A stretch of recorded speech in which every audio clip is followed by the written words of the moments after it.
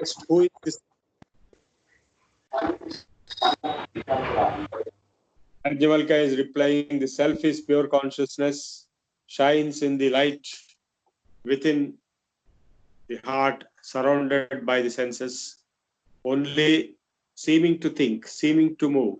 Self neither sleeps nor wakes nor dreams. When the self takes on a body, it seems to assume the body's frailties and limitations. But when it shuts the body at the time of death, the self leaves all this behind. The human being has two states of consciousness, one in this world, the other in the next. But there is a third state between them, not unlike the world of dreams, in which we are aware of both worlds, with their sorrows and pain, joys. When a person dies, it is only the physical body that dies. That person lives on in a non-physical body, which carries the impressions of his past life. It is these impressions that determine his next life. In this intermediate state, he makes and dissolves impressions by light of the self. Makes and dissolves the impressions by the light of the self.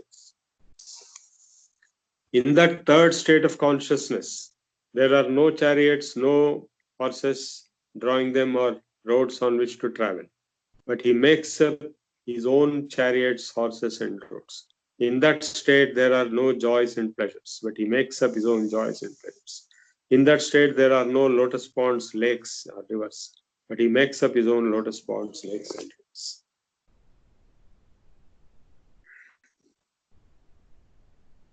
So I'll read again. The human being has two states of consciousness, one in this world, the other in the next.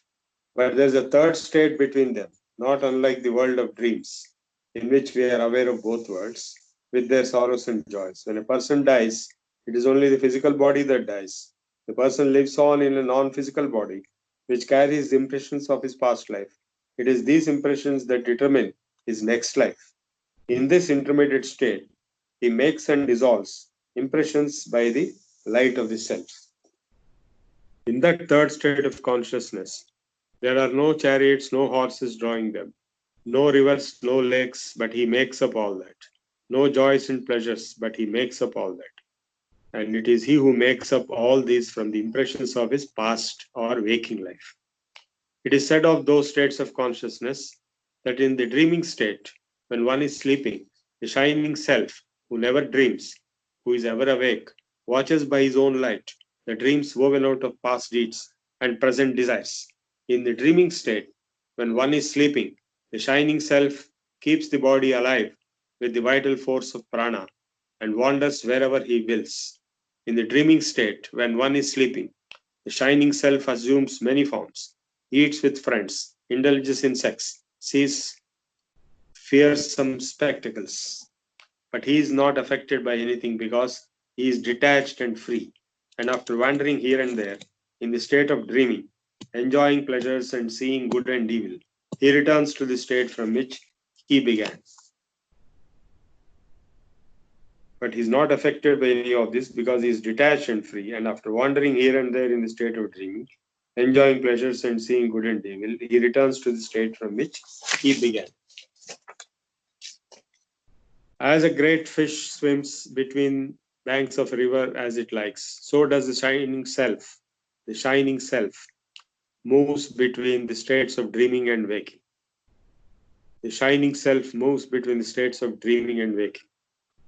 As an eagle, wary after such soaring in the sky, folds its wings and lies down to rest in the nest, so does the shining self either enter the state of dreamless sleep, where one is freed from all desires. The self is free from desire, free from evil, free from fear. As the man in the arms of his beloved is not aware of what is without and what is within, so a person in union with the self is not aware of what is without and what is within. For in fact, the unitive state, all desires find their perfect fulfillment. As a man in the arms of his beloved is not aware of what is without and what is within, so a person in union with self is not aware of what is without and what is within. For in that unitive state of all desires find their perfect fulfillment. There is no other desire that needs to be fulfilled and no and one goes beyond all sorrow. No other desire to be fulfilled, and one goes beyond sorrow. In that unity state, there is neither father nor mother, neither worlds nor gods, nor even scriptures. In that state, there is neither thief nor slayer, neither low caste nor high, neither monk nor ascetic. The self is beyond good and evil, beyond all the suffering of the human heart. In that unity state, one sees without seeing, for there is nothing separate from it, smells without smelling, for there is nothing separate from him, tastes without tasting, for there is nothing separate from him, speaks without speaking, for there is nothing separate from him, hears without hearing, for there is nothing separate from him, touches without touching, for there is nothing separate from him, thinks without thinking, for there is nothing separate from him, knows without knowing, for there is nothing separate from him. Where there is separateness, one sees another, smells another, tastes another, speaks to another, wears another, touches another, hears to another, thinks of another, knows another. But when there is unity, one without a second, that is the world of Brahman. That is the supreme goal of life, the supreme treasure, the supreme joy. Those who do not seek this supreme goal leave on but a fraction of this joy. Now Janaka says, I'll give you another 1,000 cows. Please teach me more of the way to self-realization. Yajnavalkya started. As a heavenly laden cart creaks as it moves along, the body groans under its burden when a person is about to die. When the body grows weak and old age or illness, the self prepares himself as a mango or fig or a banyan tree frees itself from the stalk and returns the way he came to begin another life.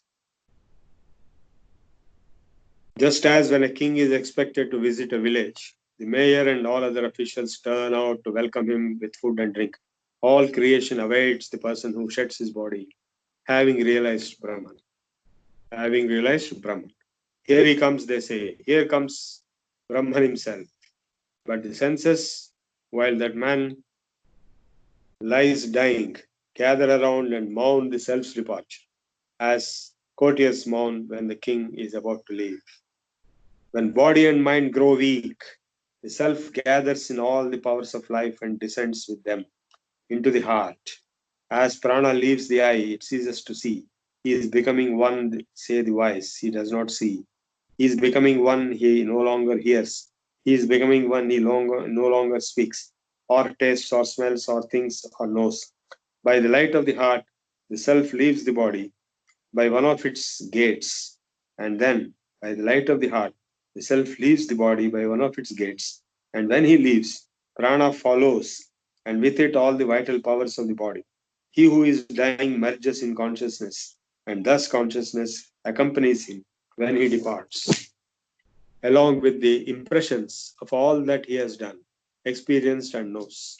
As a caterpillar having come to the end of one blade of grass, draws itself and reaches out to the next blade of grass.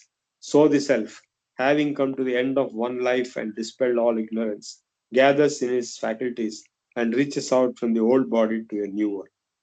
As a goldsmith fashions an old ornament into a new and more beautiful one, so the self, having reached the end of the last life and dispelled all ignorance, makes for himself a new and more beautiful shape, like that of the Devas or other celestial beings. The self is indeed Brahma, but through ignorance, people identify it with intellect, with mind, with senses, with passions, and the elements of earth, water, air, space, and fire. This is why the self is said to consist of this and that and appears to be everything. As a person acts, so he becomes in life. Those who do good become good. Those who do harm become bad. Good deeds make one pure. Bad deeds make one impure. You are what your deep driving desire is. You are nothing but what is your deep and driving desire is. As you desire is, so is your will. As your will is, so your deed. As your deed is, so your destiny. So finally, everything starts with desire and ends with destiny. As you desire, so your will. As you will, so your deeds. As your deeds, so your destiny. When we live in accordance with our deep driving desire. It is this desire at the time of death that determines what is our next life will be. We will come back to earth. We will come back to earth to work out the satisfaction of that desire. But not those who are free from desire. They are free because all their desires have found fulfillment in the self. They do not die like others, but realizing Brahman, they merge in Brahman. So it is said. When all the desires that surge in the heart are renounced, the mortal becomes immortal. When all the desires that surge in the heart are renounced, the mortal becomes immortal. When all the knots that strangle the heart are loosened, the mortal becomes immortal. Here is this very life. Here in this very life. In this very life, if all desires that surge in heart are renounced, the mortal becomes immortal. When all the knots that strangle the heart are loosened, the mortal becomes immortal. As the skin of a snake is sloughed onto the anthill, so does the mortal body fall. But the self, freed from the body, merges in Brahman, infinite life, eternal light. Now Janaka, having heard this, said, I give you another 1,000 cows. Please teach me more of the way to self-realization. So Yajnavalkya, those who realize the self enter into the peace that brings complete self-control and perfect patience. Those who realize the self enter into the peace that brings complete self-control and perfect patience. They see themselves in everyone and everyone in themselves. Evil cannot overcome them because they overcome all evil. Evil cannot overcome them because they overcome all evil. Sin cannot consume them because they consume all sin. Free from evil, free from sin and doubt, they live in the kingdom of Brahman. Your Majesty, this kingdom is yours. Janaka, Venerable One, I offer myself and my kingdom in your service. What is the thunder said? The children of Prajapati. This chapter is over. Janaka Yajnavalkya's discourse is completed. Now, in fact, we have a similar discourse between Janaka and Ashtavakra. Have you heard of Ashtavakra? Anybody heard of Ashtavakra? So, Ashtavakra was the Guru of Janaka, sir. Eight body. Ashtavakra had 8 bends in his body. That is his name. Actually, Janaka, after this or before this maybe, because in this Yajnavalkya himself gave that complete Brahmajnana self-realization to Janaka. But before that possibly, or after this, I don't know. Yes, Ashtavakra Asana is also there. There are 8 bends in it. So Janaka gives out a notice that he will accept anyone as Guru if that person gives him self-realization, enlightenment within 2 seconds. The time taken between keeping one leg on the horse and also keeping the second leg, between first leg and second leg, that is about 2 seconds or 3 seconds. So and also he says that those who claim that they will give that enlightenment within those 2-3 seconds but fail to do that will be put in jail, and that too, that jail is underwater. So like that, hundreds of people come who try to become his guru by giving him enlightenment. They fail and they are sent to the jail. So Ashtavakra's father was also sent. So Ashtavakra comes after a long time, for many years, to Janaka and says, I will give you enlightenment, but first, before that, you give me my fees. He says, all right, whatever fees you want, I'll give you. Then Janaka says, okay, you give me everything which you have. So his kingdom, army, mother, money, yeah. I mean, each and everything which has the palace, the wealth, treasury, jewels, weapons, one by one he hands over legally. Then finally he asks, what is still left with you?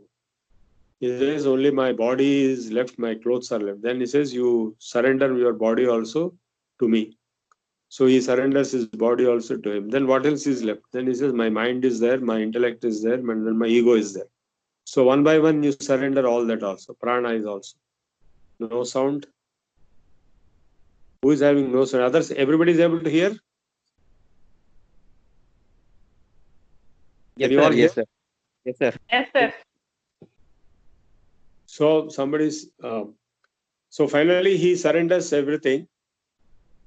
He surrenders his self, his mind, his ego, mano, buddhi, ahankara, chitta, all everything is surrendered and handed over to Ashtavakra. So when everything is already delivered and given off, then Ashtavakra asks him, "You have given everything you have with you to me. Are you still there? Because your ego is gone, your mind is gone, your intellect is gone, your prana is gone, your body is gone, your properties are gone, everything, all attributes are gone." Then he says, "Yes, I am still there." And then Ashtavakra asks, "Who are you? You tell me now." That's all. That very question brought enlightenment in Ashtavakra, and that dialogue between them is a big book called Ashtavakra Samhita, which is the highest of Advaita texts. And whatever Yajnavalkya told in a very straightforward manner here, the same thing is being discussed in that book in a very deep and exhaustive manner. So first he says, Mokshamichhasi chet tata vishayan vishavatyaja kshamarjavadaya tosha piyushavad. So when you give up everything, all attachments, then you are in yourself. Then the question arises, who are you? Yesterday also I discussed this question. Nobody can say, I don't exist.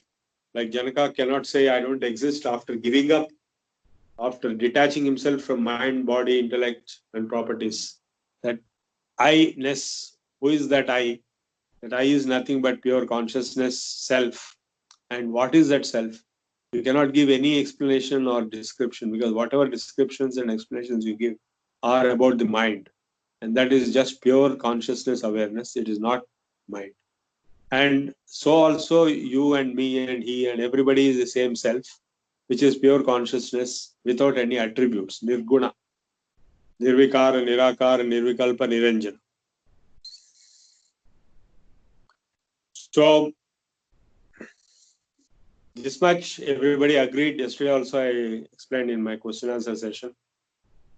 So I exist and I am pure consciousness. Since I exist, I am Sat. Since I am pure consciousness, I am Chit. And the nature of myself is Ananda. Satchidana, my nature is Satchidananda. So also yours, and so also his, and so also each and every entity. Chimalo, Brahmalo, Shivakeshavadulalo, Prema Meri Undadi Rama. So Antaramayam is Jagamantaramam. So that self, which is there in everything, it appears to be in many, many individual forms, but actually it has to be one and the same, because the qualitatively it is exactly the same. It is like the same water in different types of lakes and rivers. The water in Hussain Sagar and water in Gangotri are the same, except the contaminations are different. So similarly, the contaminations of mind, thoughts, and body and attachments and identification are all different. But if you remove those contaminations, if you distill, then what remains is just water. So also what remains is pure self. So, and all these individual multiple selves, which are in thousands and thousands and lakhs, will be proved, can be easily proved to be one and the same, though they appear to be different units, the instances or occurrences of the same self. But then there is a very simple matter here. I told you within 10 minutes you can understand this. Then within the next second, you will be caught up again with your individuality, because you are caught up with your maya, with your mind, and with your emotions, with your attributes. So it is like a sun reflected in different bodies, water bodies, like a pot or a dish or a lake or a river. The sun's reflection is getting influenced by the body in which it is reflected. It's a muddy water or clear water or pot or whatever it is. But sun itself is not affected by this. So the reflection only is affected. That reflection is jivatva. and the sun's original light is Brahman. So once you know that you are the light and not the contamination, then you are free from all suffering, you are liberated.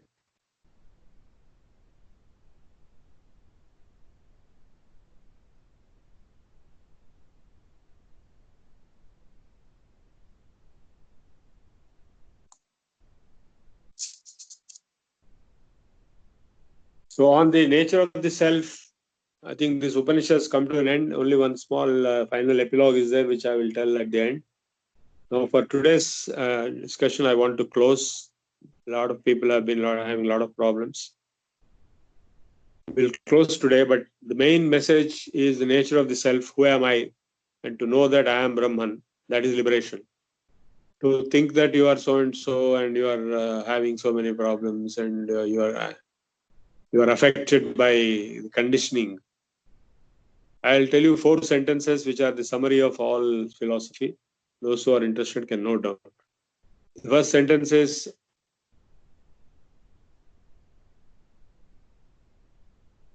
yes, note down these 4 sentences. First sentence is, all experience of reality is the conditioning of the consciousness.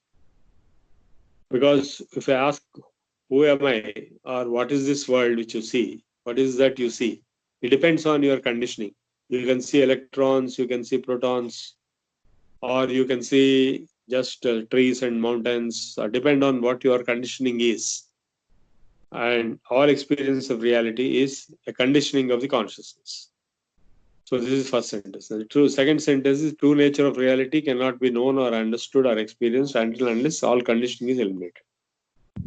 Third sentence is, true nature of the consciousness, who am I, also cannot be known or experienced unless and until all conditioning is eliminated. If and when, if at all conditioning is eliminated, the true nature of the reality and the true nature of the consciousness will merge into one, because there cannot be two. So these are the 4 sentences which I concluded out of my own meditation sessions, which are the summary of all philosophy. Everybody is telling the same thing. Conditioning in this 4 sentences, there is no Sanskrit word used. There is no God name used. But the word conditioning is interpreted as mind in Yoga Shastra, and is interpreted as Maya in Vedanta Shastra, and interpreted as Prakriti in Sankhya. And the consciousness is interpreted as self, and reality is interpreted as universe or Brahman. So all the Mahavakyas are aiming at this knowledge only, self-realization. See, if you talk of electrons, protons, all they are thoughts. If you talk of brain, neurons, they are also thoughts, because you made up all those things in your own thoughts. You are assuming they are all real because you are in the waking state and you assume so many things. But you are shuttling between waking state, dream state, deep sleep state, and in each state, the other state is a myth, like in Upanishad we have seen. In dream state, the waking state is a myth. In deep sleep state, waking and dream are myth. So what is truth is only the consciousness which is shuttling between the three. None of the experiences in these states are the truth. That is what the Mandukya says, the Turiya, the fourth which is shuttling between the three and beyond the three, which is yourself. And I am Atma Brahma. That Turiya, that is Brahma. Okay.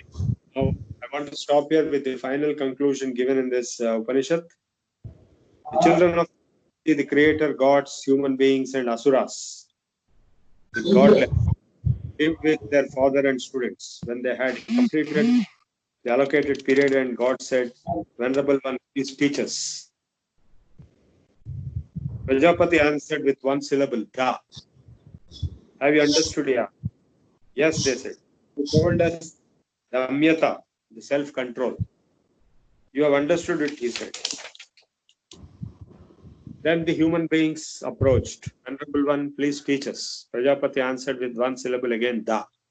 Have you understood? Yes. Yes, they said. You have told us Datta, to give, Data, to go on giving. You have understood, he said. Then the godless approached. Venerable One, please teach us. Prajapati answered the same syllable, Da. Have you understood? He asked. Yes, they said. Told us Dayabdhvam, Be compassionate. You have understood, is it? The heavenly voice of the thunder repeats this teaching. Da, da, da. Be self-controlled, give, and be compassionate. That's all. This Upanishad is over. Yau Shanti Antariksham Shanti Prithivi Shanti Apa Shanti Roshadaya Shanti Vanaspataya Shanti Vishwe Deva Shanti Brahma Shanti Sarvam Shanti Shanti Reva Shanti Sama Shanti Redi Om Shanti Shanti Shanti. Now I'll open for the final question session of today's last day. No more sessions. Now you can ask whatever questions you have related to the subject of our discussion, either today or yesterday or in these subjects or in Upanishads. It has been a long journey. You have been very patient. I thank all of you to have been so patient. It is very difficult to understand this subject, but still very patiently they have been here. Now I told you about the nature of the self yesterday also and today also. The nature of self as the only one, which is the only truth. And if you realize that, you are freed from all. Otherwise, what happens is that you are under the influence of the thoughts and emotions, starting with ego and bringing attachment, love, hatred, desire, anger, greed, and pride, jealousy, craze, all these negative emotions. And idle man's brain is devil's workshop. When people sit at home in Corona times, they don't know what to do. Their brain is working as a devil. So whatever appears to you to be true in that kind of conditioning of the condition of the brain is not necessarily true. You'll start finding faults with your family members. There'll be fights, or you'll find fault with Narendra Modi, or do all kinds of things. So whatever appears like that in the mind is not necessarily true or correct. Because the same thing at another time you will say that is the opposite of the stand you will take, and other person will also interpret opposite. So everything is based on interpretation, and interpretation is based on the state of mind, state of emotions. So the yoga is the process of calming the mind with self-control, with no emotions, no thoughts, but be in yourself. When you are in yourself, you are the self. And who is that self? That self is Brahman. I am Atma Brahma. This self is Brahman. And Tattvamasi, you are that. And Aham Brahmasmi, I am that. So to know that is the ultimate goal of Vedanta, of yoga. Yoga and Vedanta are complementary to each other. They go one with the other. Yoga is the practical process to achieve the experience of spiritual enlightenment. And what is that spiritual enlightenment? What knowledge is it? Jnana is explained in Vedanta. So without yoga, Vedanta is useless, and without yoga, Vedanta is useless. Without Vedanta, yoga is also useless. Just being practiced without getting knowledge. So both are required. Vedanta is required for all yoga practitioners, but the truths of the Vedanta have to be realized through self-own experience in the process of yoga. That is why yoga, Vedanta, they are both compulsory to get to the true knowledge and true enlightenment. Yes, can I open for any questions, sir? When physical body dies, how and where do the consciousness soul travel? Yeah, just now I explained to you. Ajnavalki also explained. So when the physical body dies, there will be an intermediate stage before getting the next body. And that intermediate stage is called heaven or hell, depending on positive or negative conditioning. And next body will be acquired. And again, the story starts.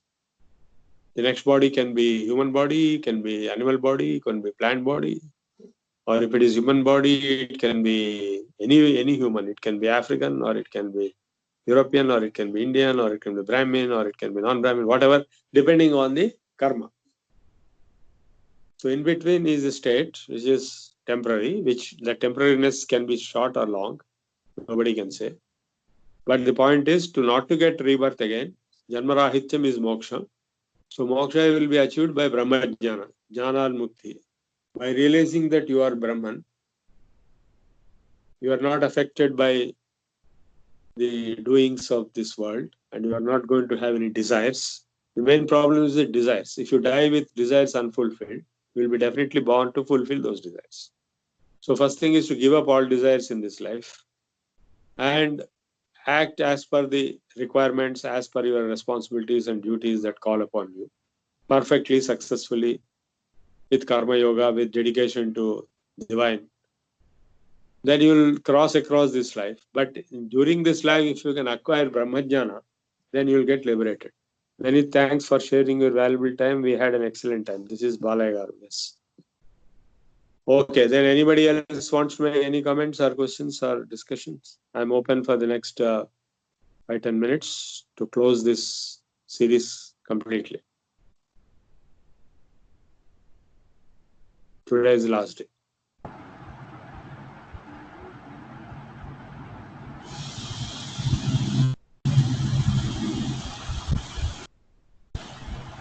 There were two questions.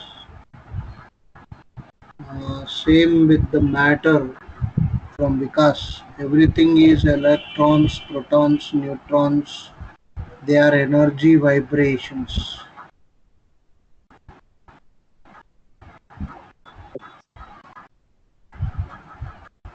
That is in the physical world, in the waking state.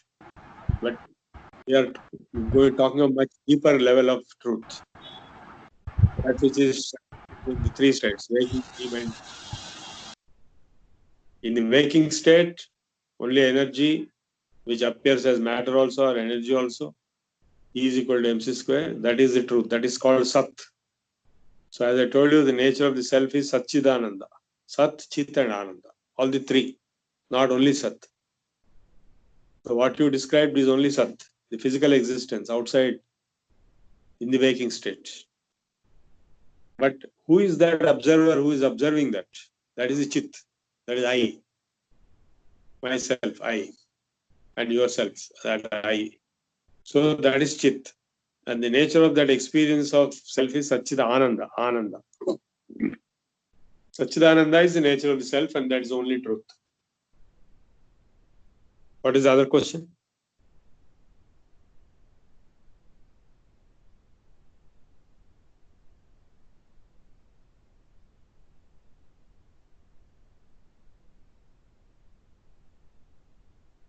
So normally, when they ask who is the self, people say brain and neurons. That is not true, because brain and neurons are also thoughts. They are in the waking state observation. We are talking of the awareness itself, the observer himself. Who is it? What is its nature? When the observer gets thoughts, those thoughts become certain objects, and those objects are you are seeing as brain and neurons. So they are all, everything is a thought. You can stay without thoughts also. That means truth is not with thoughts only. There is something without thoughts also. In deep sleep also there is no thought. And in deep meditation also there is no thought. You can stop thoughts and you can exist without thoughts. That means you are there, which is pure consciousness. Yes, anybody else? Anything else? I have a Feel question. free. Yes. Um, we say there's heaven and hell in this world, but then people do suffer in their lifetime. Uh, then what is hell meant for? If we already, as human beings, we do have sufferings and we have pleasure, sufferings, everything in this lifetime. So, what is this hell especially again meant for? Yes. After death and before acquiring new life, there's an intermediate gap. Do you realize that? Yes. During the gap, you can have bad experiences of various kinds, which is called hell, or you can have good experiences which of various kinds, which is called heaven. So the soul goes through that intermediate stage, and apart from whatever it has experienced in this life, it has experienced hellish problems and has also experienced heavenly pleasures and comforts and luxuries, enjoyments, both in this life. That is separate. So, as per the Garuda Purana, when the person dies, his soul goes for 1 year traveling to Yamaloka. And after 1 year, it reaches the destination where there is a ready data bank of your karma, your sins committed and punya karma committed. So 50% of each will be kept aside, and remaining 50% will be spent there. That means 50% of your sins will be punished for you by in terms of suffering in your subtle body, not in this physical body, dead and gone, burnt here. You have a separate body there. Then after 50% of your punya karma is taken as enjoyment in heavenly life. And after finishing both, whatever balance is there, if both are equal, Papa are equal, will be born again as a human being. If your Papa is punya. Okay, thank you. Any other question?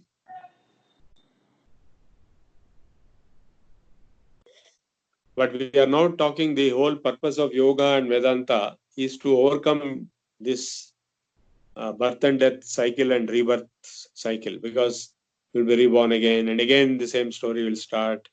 Again, all these problems will start. Again, for a long life, whatever you've gone through this life, same thing will happen there, or maybe worse, or maybe better, depending on your past karma. And again, there is no point, because we better to have no birth at all, freedom. So moksha, that is possible by self-realization. As you are God, God has no birth, God has no death, God has no sin, God has no good and bad. So when you realize that you are God, then you are liberated. Actually, you are God. But so happens that you forgot that you are God and you are thinking you are man and you are having so many problems. So all that we are trying to convey in the entire Upanishads and the practice of yoga at various levels is to make you realize that you are God, which you are already originally. So I wish you all the best. I wish you all will get the realization and you all get enlightened as soon as possible. Thank Okay, you. then. Thank you, sir. Thank you, sir.